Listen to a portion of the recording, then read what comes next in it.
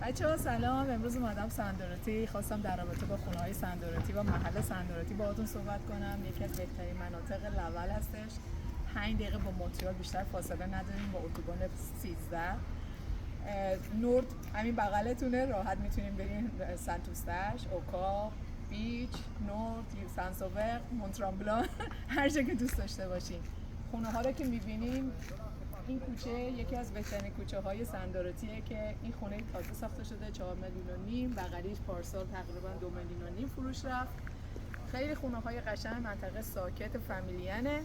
هر چی که دوست داشته باشین میتونین اینجا دسترسی داشته باشین. شاپینگ مال خیلی بهتون نزدیکه.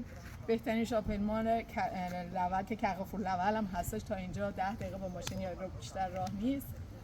تای کوچه رودخونه است و میتونین از رودخونه و زیبایی‌های رودخونه هم استفاده بکنین. مدارس ابتداییش خیلی خوبه، ولی متاسفانه بازم مدارس دبیرستانش خوب نیست. بچه‌ها رو میفرستن شامدی.